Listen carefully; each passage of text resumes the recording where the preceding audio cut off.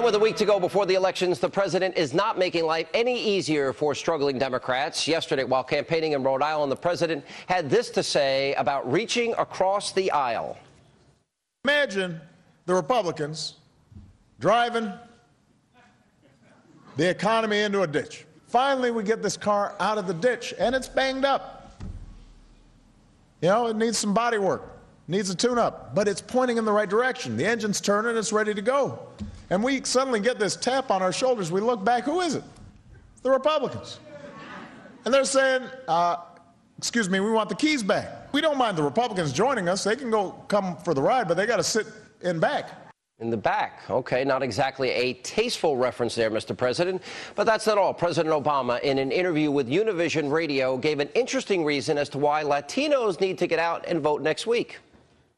If Latinos sit out the election, instead of saying we're going to punish our enemies and we're going to reward our friends who stand with us on issues that are important to us, if they don't see that kind of upsurge in voting in this election, then I think it's going to be harder. And that's why I think it's so important that people focus on voting on November 2nd. So the translation, vote for Democrats, not Republicans. And joining me now to react to the president's language on the stump are former White House press secretary, Fox News contributor Dana Perino, and from the Fox Business Network, the host of Varney and Company, the one and only Stuart Varney. Would you advise the president, talking about sitting in the back of the bus, we're going to punish our enemies? I would advise the president to stop talking for just a little bit. I really think he needs a 48-hour break. We could all use the break. The Democrats who are trying to run for re-election could use a break.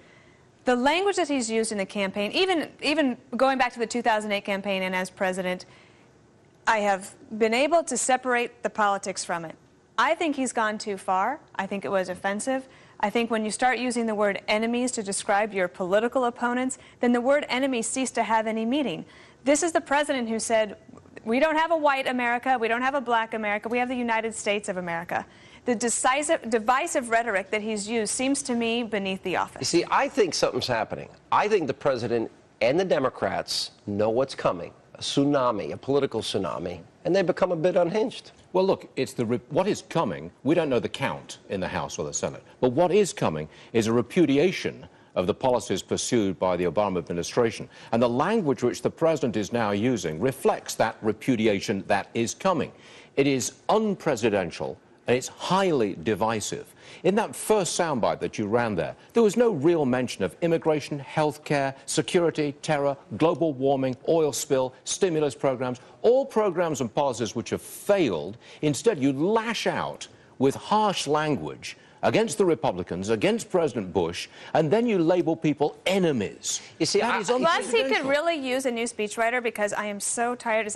Isn't everyone so tired of this car in a ditch metaphor? Yeah, he's been using it for 6 months. It is time for some new material. No, I would agree. It's time for new material, and he's got speechwriters. You see, I think there's something else going on here. I think the president is genuinely angry. It's somehow, they've even suggested that this is a communications problem.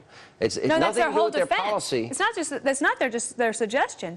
Their entire defense for the state of where things are in the election right now is that they just haven't communicated well enough. Well, and it's George Bush's fault, and it's Talk Radio's fault, and it's Fox News' fault. Well, remember, if you listen to that whole soundbite that he gave on Univision, he says at the end, too, and remember, I also inherited a recession. You know, it's like, by the way, cut me some slack. Rather than he's encouraging people to vote, he's just browbeating them. And he does seem angry, and that's why the best thing he could do is take a 48-hour chill. For the last couple of years, he's had the cheering section of the establishment media to rely upon.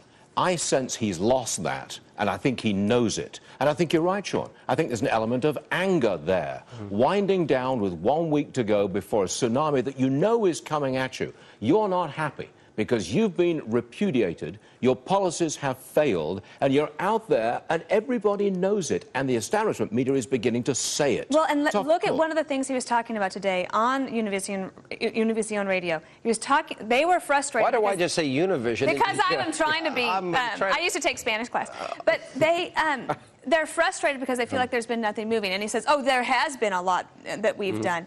But the thing is, every president has to make priorities. His priority was the economy. He did not move forward on immigration. So trying to pretend that he did and trying to convince them is just but you work for President Bush. There seems to be here one very clear difference. President Bush didn't seem to care. He stood his ground.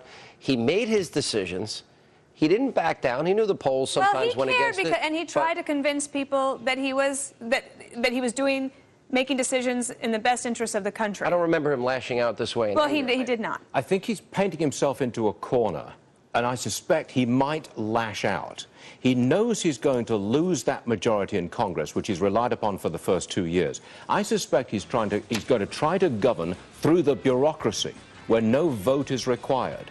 Get cap and trade through by the EPA. Get card check through the National Labor Relations Board. Immigration. Immigration is entirely I think that possible. post-election, you're going to see a real push to try to accomplish for Latinos what they wanted in legislation, and they won't be able Democrats to being get. in the back of the bus. Well, that's offensive. I mean, when I looked at that, being foreign-born, I know the association that was bringing to the public mind. Maybe he didn't make the connection. But when you're president of the United States, the power of the presidency, your words carry weight, and either he doesn't recognize that, or he recognizes it and he doesn't care. I wonder if I, as a talk show host and conservative commentator, made such a reference. You'd be fired. I'd be fired. I'd be fired? Well, maybe, I don't know if you would be fired. But if you work for NPR, this would be called Perino. A president who starts labeling fellow Americans as enemies, beyond the pale. You're right. I thought Ahmadinejad was our enemy. No, it's the Aqua Buddha. Oh, right. That's in the Rand Paul race. All right, we'll get to that. And coming